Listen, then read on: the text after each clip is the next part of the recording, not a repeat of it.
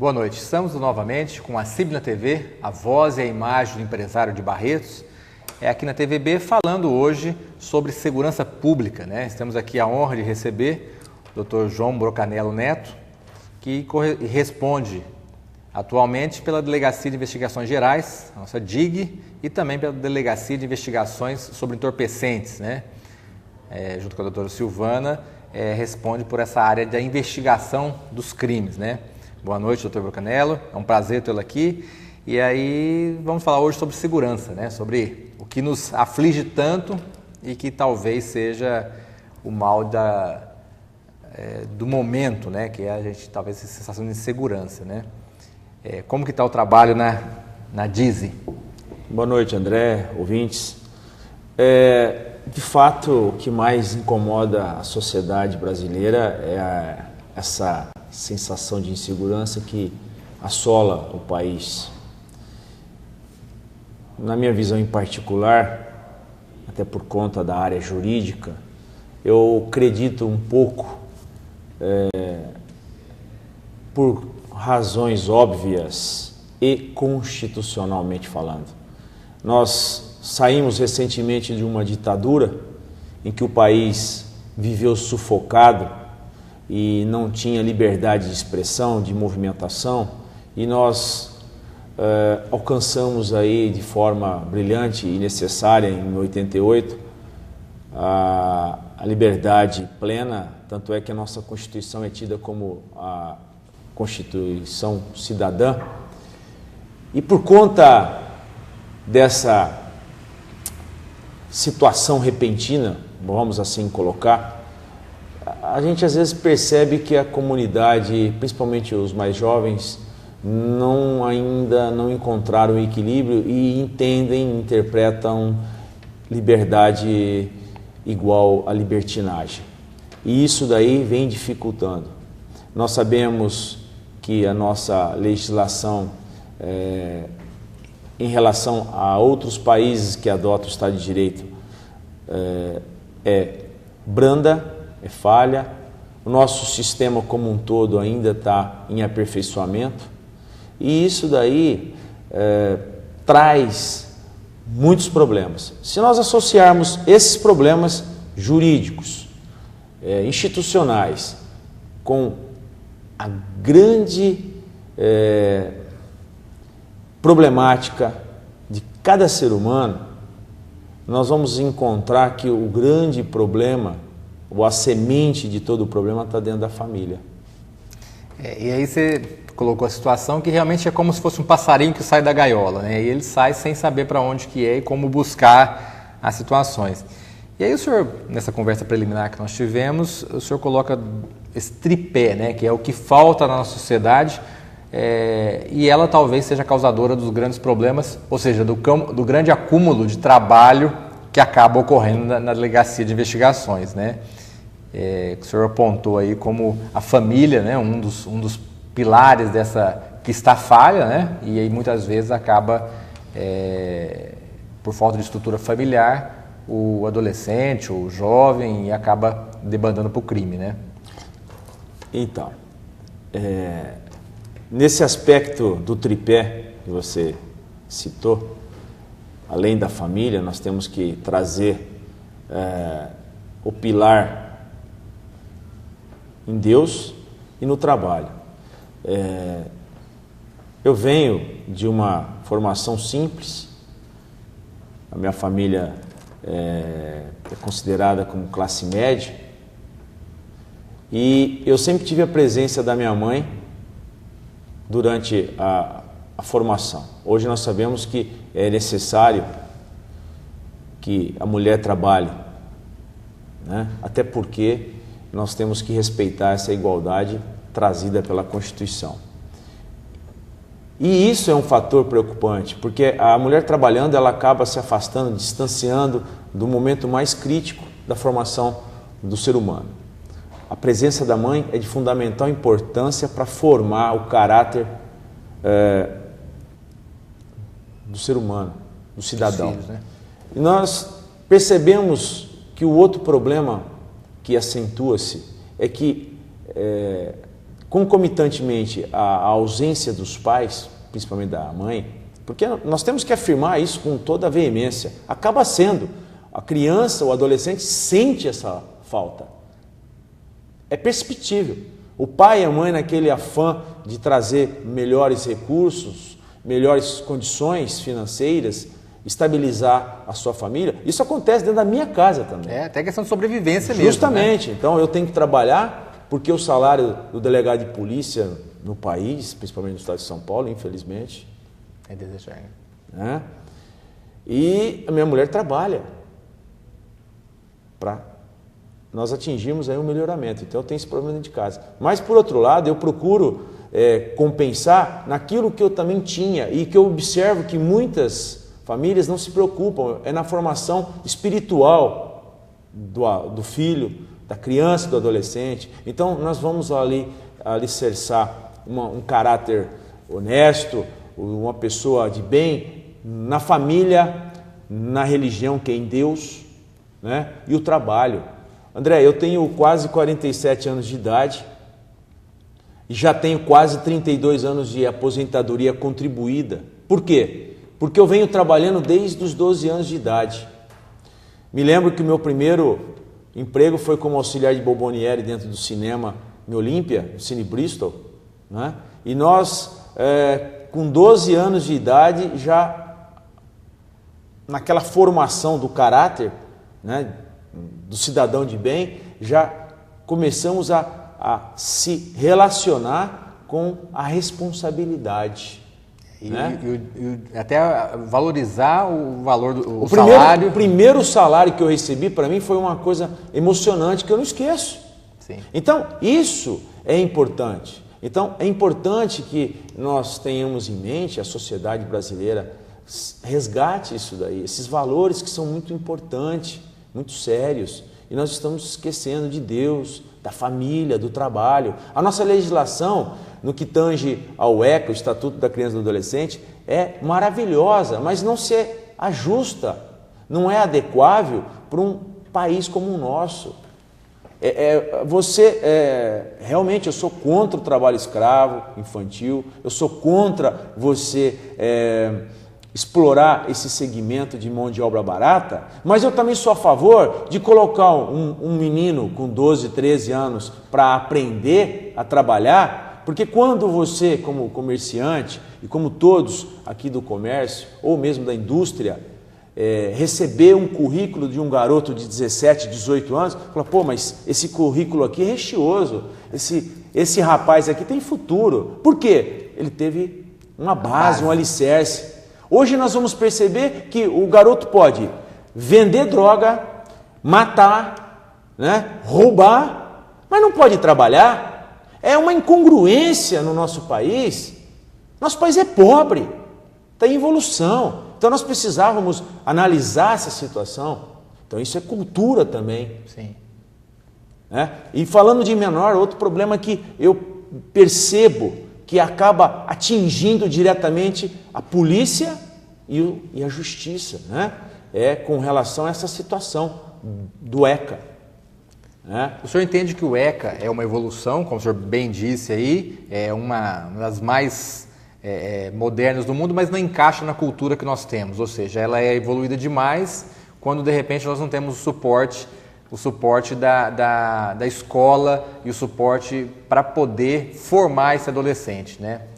Doutor Brocanella, a conversa é interessante, nós vamos falar sobre esse assunto mais um pouquinho no próximo bloco e vamos falar depois também sobre a situação da polícia em Barretos, né? Que é o que nosso telespectador está querendo ouvir. Nós vamos para um rápido intervalo e voltamos no próximo bloco. Fique com a gente.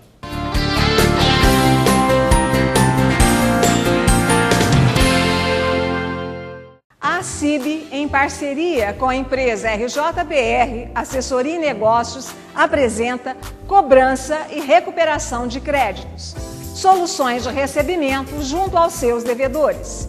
Entre em contato conosco através da CIB ou diretamente com o consultor Dedé Araújo pelo telefone 3325-6565. Oi, a Santa Casa fornece 3.000 refeições por dia, entre café da manhã, almoço jantar para os pacientes e acompanhantes. Você sabia disso? Olá, eu sou Mônica, sou nutricionista e coordenadora do setor de nutrição e dietética da Santa Casa de Barretos. Estou à disposição para qualquer opinião ou sugestão sobre o nosso setor, pelo telefone 3321-2592. Sua opinião é muito importante para nós. Olá, sou Gisele, sou nutricionista na Santa Casa de Barretos. Gostaríamos de estar melhorando cada vez mais o nosso atendimento. Por isso, sua opinião é muito importante para nós. Ligue-nos 3321-2592. Você, empresário, e seus funcionários precisam de treinamento, capacitação e especialização. Por isso, a CIB já preparou os cursos e treinamentos para o ano de 2013. Os cursos já começam em fevereiro e estarão disponíveis cursos de organização de empresas e lojas, fluxo de caixa, administração de funcionários, custo e preço de vendas, inadimplência, decoração de vitrines, atendimento ao cliente e vendas pela internet. Em março, curso de formação de gerentes e vendedores.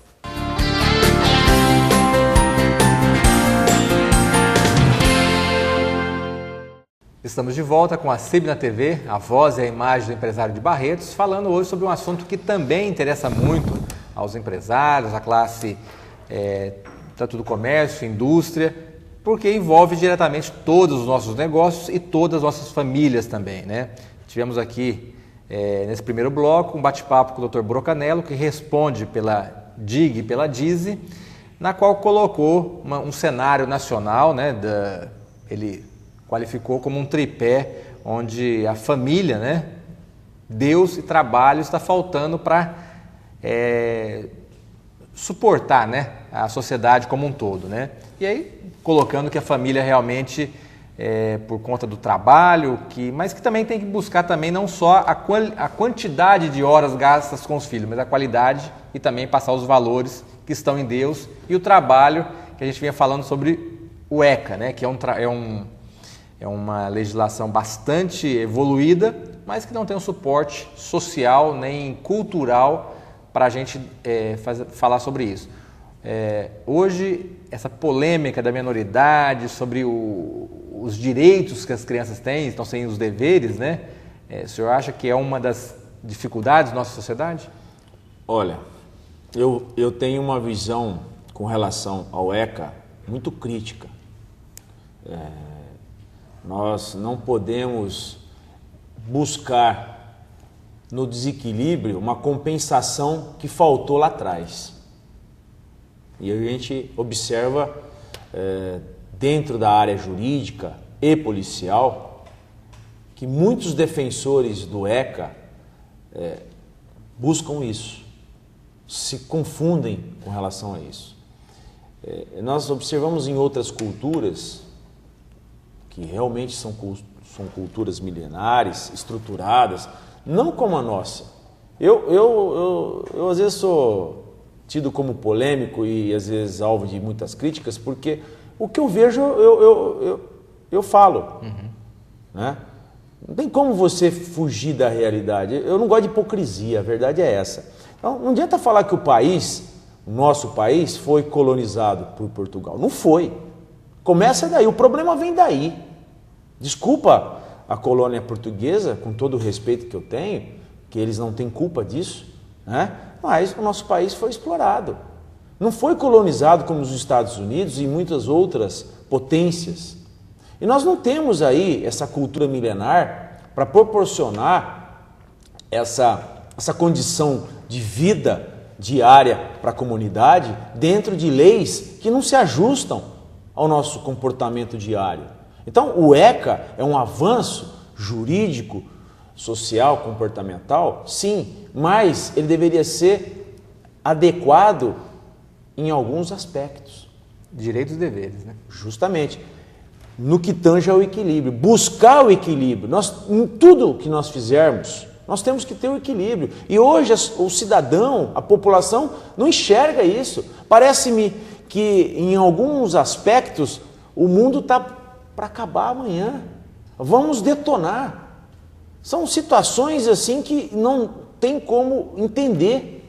Olha, o problema do menor infrator. Eu observo que os 513 deputados, 81 senadores, ou na sua quase totalidade, não se preocupam em resolver esse problema. Porque já que se copia muitas leis dos nossos vizinhos, países evoluídos, por que não se copia a sistemática introduzida, um exemplo, na Inglaterra? O garoto de 12, 13 anos que mata, que rouba, que trafica, ele vai a julgamento. O juiz estabelece uma condenação e a sua respectiva punição. Durante o período em que permaneça na situação de menoridade, vai ser recolhido numa fundação adequada, num estabelecimento penal adequado para aqueles garotos. No momento em que se atinge a maioridade, ele vai ser transferido e trancafiado dentro do sistema penitenciário adequado, e ali ele continua sua pena, né? Outro exemplo que a gente pode observar é que nesse último finalzinho de ano foi debatido, a imprensa trouxe esse problema, parece-me que o Conselho Nacional de Justiça também despertou para essa situação, são os benefícios e regalias concedidas a presos condenados no que tange as saidinhas.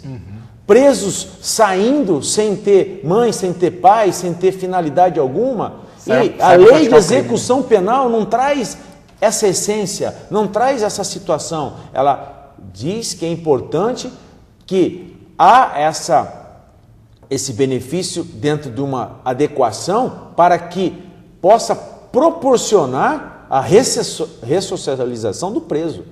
Mas pelos números também, parece que 20% acaba não voltando. Né? Lógico, então, porque é uma forma até de dar uma limpadinha no sistema penitenciário. Olha, fica esse ponto de interrogação.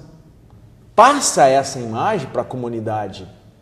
E de uma forma inversa, né? Em vez de você dar uma limpadinha com os bons, é com os ruins, né? Os que praticam crime, os que querem ficar na rua, né? Porque os bons acabam voltando, né? Justamente. Então, nota-se que timidamente são colocadas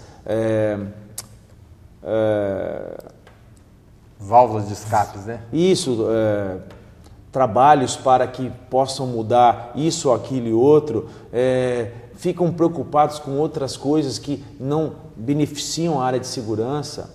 Sabe, às vezes eu me pergunto, com quase 22 anos no segmento, eu me pergunto, a quem interessa uma polícia forte? Realmente a gente fica nesse questionamento porque muitas vezes, né, todas essas formalidades, né, essas leis que muitas vezes acabam facilitando para o criminoso, né, quando na realidade a própria questão dos direitos humanos, né, eu sei que é uma polêmica muito grande, né, mas cadê os direitos humanos do lesado, né, da pessoa que foi vítima desse delinquente, né? Isso não tem os direitos humanos. Falar em direitos humanos, nós temos que abranger para toda a humanidade.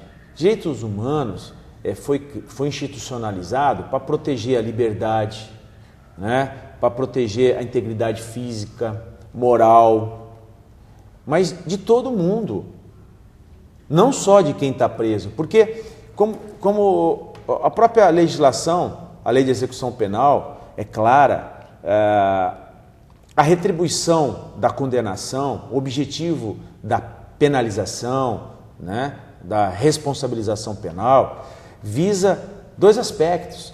O punitivo, o caráter punitivo, você errou, você violou, você tem que pagar. Então isso daí é uma máxima que está dentro de uma lei que é de Deus. Causa e efeito. Causa e efeito. Você não está obrigado a plantar, mas se você plantou, vai colher. Isso aí é fato.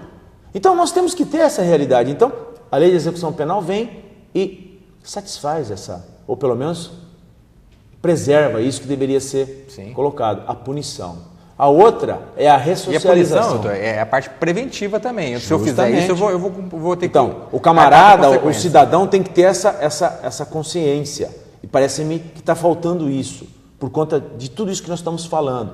Falta de Deus, de trabalho, de família, de acreditar no sistema, né? De perceber que quem está responsável para modificar as leis não está se preocupando com os problemas pontuais, ou se não está demonstrando com clareza, objetividade, com atitudes. Então a gente observa como cidadão, aqui eu estou falando como cidadão também, a minha preocupação. Sim. Né? Agora, quando nós falamos em direitos humanos, nós temos que falar também que a pena, principalmente no que tange o cerceamento de liberdade, a privação de liberdade, né? Ela está com o objetivo de ressocializar o preso, mas isso não acontece porque o sistema é furado. Ele volta mais colado, ele volta preparado mais para o crime, né? Se ele é de repente só um... Então, quando nós falarmos em direitos humanos, nós temos que abrir o leque. Os direitos humanos não é só para o coitadinho, para o preso. Direitos humanos é para todo mundo. Para todo mundo. Para você, para mim, para todos que estão nos ouvindo. Direitos humanos. Porque eu também sou humano. E estou sujeito a errar. Agora, nós não podemos direcionar o direitos humanos para um segmento ou outro. Aí não. A Constituição não permite. Aí falta o quê? Igualdade. Fere um dos direitos indisponíveis do cidadão. Direito da igualdade. Artigo 5º da Constituição. E aí quando a balança não fica equilibrada, aí realmente pesa para um lado só, isso não é justo, né? Nós vamos então para o outro intervalo, rapidamente, voltaremos e nesse próximo bloco falaremos sobre o trabalho da DISE e da DIG em Barretos. Focaremos sobre esse assunto no próximo bloco. Fique com a gente após o intervalo.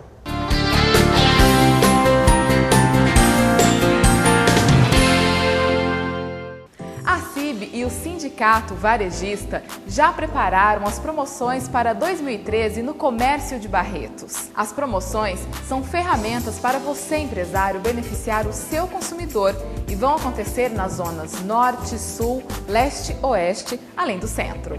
Serão sorteados muitos prêmios e para que a sua empresa participe destas promoções, entre em contato com a CIB pelo telefone 3321-3200.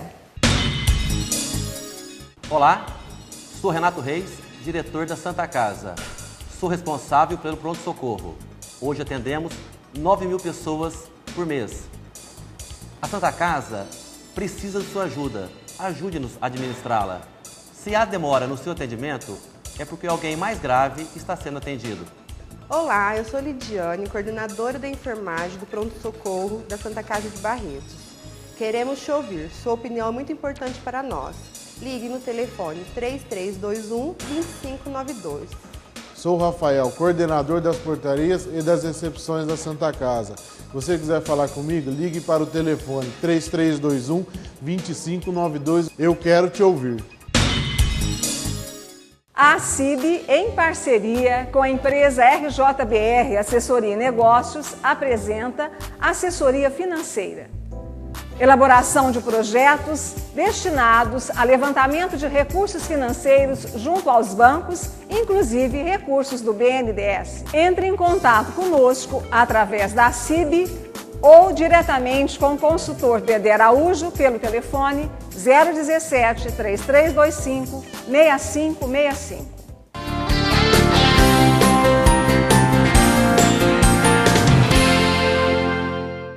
Voltamos para esse último bloco do ACIB na TV, a voz e a imagem do empresário de Barretos, hoje falando com o Dr. Brocanello, que responde pela DISE e DIG de Barretos, né? Divisão de Investigações Gerais. E como está, falamos bastante sobre assuntos de modo geral, do país, o que são os pontos e a visão do Dr. Brocanello sobre esses assuntos. Doutor, e em Barretos, como estamos nessa luta desigual, né? Como que está o efetivo, a estrutura e o trabalho da DISE em Barretos? Bom, nós viemos para cá no começo do ano, logo na primeira semana de janeiro, e no aspecto estrutural, o que eu tenho a dizer é que, de fato, ao longo de 10, 15, 20 anos, a Polícia Civil como um todo vem sofrendo desgaste, como todas as instituições, principalmente com relação à oxigenação que é necessária nesses segmentos tão difíceis. Tanto é que a nossa carreira ela é reconhecidamente perigosa e insalubre ao mesmo tempo. Sim. Né? Então nós temos aí direitos diferenciados concernentes a aposentadorias, mas a gente observa que, infelizmente, por uma série de motivos, os policiais estão ficando mais velhos, né? Não está havendo essa preocupação em renovação e, com isso, diminui o efetivo. Tá? Hoje, nós estamos aí com 11 investigadores nas 2 unidades, que agora se transformou numa só, né? E isso aqui não é problema só de Barretos, é um problema a nível de Estado. Parece-me que o governo do Estado está preocupado em resolver essa questão, tanto é que há sinalização para que sejam viabilizados 7.000 novos integrantes através de concurso. Então, esse problema parece-me que até o ano que vem nós teremos aí uma solução pontual. Agora, mesmo com toda essa dificuldade, com esse enfrentamento das nossas leis, eu tenho que enaltecer o trabalho da minha equipe, da equipe que trabalha comigo, com a doutora Silvana. São pessoas de alto gabarito, são dedicados, investigadores, escrivães que não têm dia, não têm hora, estão ali comprometidos com a sociedade, com você, barretense. Tem trabalhado assim sistematicamente para combater ladrão, traficante, homicida. Tanto é que nesses quase 3 meses que eu estou aqui, eu venho observando que nós estamos com um índice estatístico considerável, bom, excelente, por conta dessa estrutura reduzida. Então, eu, em particular, posso dizer para você e para todo o seu ouvinte que eu estou satisfeito com a produção, né, vinda dos policiais que trabalham comigo, os investigadores e os escrivães, que estão se dedicando, estão se esforçando e o resultado está aí. Estão tendo várias prisões, né? E outra coisa que eu acho de fundamental importância, que está havendo um comprometimento entre as 2 polícias. Sim. Hoje a gente consegue perceber isso lá de fora também. Isso eu tenho, trabalhado juntamente com a doutora Silvana, nós temos trabalhado, o capitão Mauro, os comandos, ou melhor, os comandantes do comando do 33º, né? Coronel Uzai, os majores Pedro e Rogério. Então nós estamos aí num sincronismo muito positivo. Porque é uma união de forças, né? É lógico. Se a bandidagem está unida, por que a polícia e a justiça não vão se unir? Então nós temos também esse comprometimento, não só com a polícia militar, mas com o judiciário, com os promotores. Estamos em contato constante, né, trocando informações. Né? Até esse momento, todos os pedidos que nós formulamos, todas as representações endereçadas ao Ministério Público, ao Judiciário, recebemos todos os respaldos necessários. Isso é importante. Não para mim, para a Polícia Civil, para a DIG, para a sociedade. Mas para a sociedade. Combatendo quem? O marginal, o bandido, o traficante. Esse tem que ser combatido com veemência, com todas as forças e dentro da legalidade. Então, eu tenho que enaltecer isso aí. E eu venho trabalhando juntamente com a doutora Silvana, nós temos esse propósito, né, e temos essa preocupação de dar essa satisfação, esse retorno para a população, que aqui no Brasil paga-se um imposto muito caro. Então eu acho que é importante a gente ter o retorno, né? Porque a questão do imposto realmente é fora do comum, mas a gente precisa ter o retorno e o reconhecimento, né? E nós, pelo menos a sociedade como um todo, nós conseguimos enxergar realmente essa polícia forte, atuante, né? E que hoje disponibiliza, com esse limitado pessoal, né? Você acaba tendo que usar a tecnologia, usar as forças, a inteligência e não a força, né? Porque é assim que você consegue buscar e surpreender o crime, né? Então, num Estado de Direito como o nosso, nós temos que trabalhar com toda essa tecnologia. E, inclusive, eu gostaria até de deixar o parabéns para a CIB, que eu sei, embora estive aqui 5 anos afastado, trabalhando em Olímpia, mas já fui diretor da Ciretran por 2 anos aqui, durante 2006, 2008, 2007, melhor dizendo. Então, eu tenho conhecimento de que a CIB teve uma iniciativa brilhante, magnífica, que merece todo o respeito e o elogio, de introduzir o sistema de monitoramento. Porque fazer polícia não é só repressão, fazer polícia também exige a prevenção. E isso aí a gente se esquece. Então, passando para o seu ouvinte, previna-se. Então, você vai sair de casa, você vai viajar, procure conversar com o seu vizinho. Antigamente nós tínhamos mais esse contato, né? Sim. Eu ia viajar, falar assim, ô André, dá um toque aí, olha a minha casa, se você perceber alguma movimentação, me liga, me avisa, chama a polícia. Hoje, nós estamos vendo o cara ser roubado, ser alvejado, ser passado por cima de qualquer... Até o alarme dispara, você nem mexe. Ninguém dá na bola, não é meu problema. É problema seu sim, barretense. Chame a polícia, 190, 197, denuncie. 197 é da Polícia Civil, 190 é da PM. Sabe, nós estamos aí para irmos atrás. Nós temos que receber as informações. Vocês têm que acreditar na polícia, confiar na polícia. Então, na medida em que a comunidade faça a sua parte, a gente melhora a nossa produção. Então, por fazer polícia, prevenção acima de tudo. Então, vocês também vai no comércio, não deixe a sua bolsa, o seu computador dentro do carro, à mostra. Porque o camarada hoje em dia, ele vai pensar 2 vezes, principalmente se estiver drogado, ele vai quebrar o vidro e vai furtar a bolsa, o notebook. A ocasião, né? Faz o ladrão. Essa máxima. Isso daí, infelizmente, está dessa forma. Então, prevenção é a alma do negócio. E essa a gente vê realmente, principalmente com o crack, esses viciados, vamos dizer assim, eles não medem esforço e não fazem estratégia, né? Eles fazem o roubo rápido da forma mais,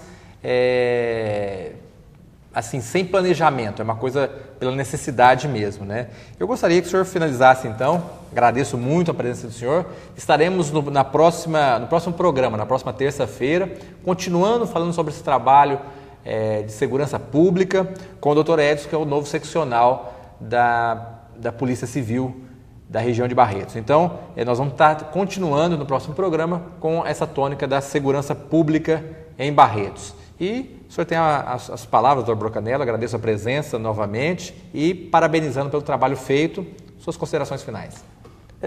Eu agradeço a oportunidade, estou em nome aqui da Instituição Policial Civil do Estado de São Paulo e pedir para a população o que eu acabei de falar aqui, confiar na polícia.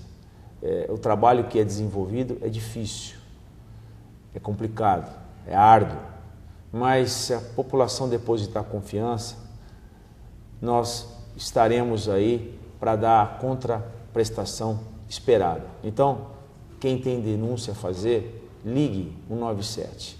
Todas as denúncias são checadas, são filtradas. Se nós não tivermos essa informação, dificilmente nós teremos condições de dar toda essa contraprestação que vocês merecem. Estamos às ordens. Obrigado. Muito obrigado, doutor. E essa ficou a dica aí para que a gente busque a polícia, tanto preventivamente, registrando todas as ocorrências que acontecerem, porque através desses dados que consegue se levantar e até demandar, de repente, um efetivo maior quando a criminalidade ainda é maior. Nós ficamos com essas reflexões colocadas pelo Dr. Brocanello no programa de hoje e um convite para que na próxima terça-feira esteja com a gente aqui no Assíbila TV. Muito obrigado e até o próximo programa.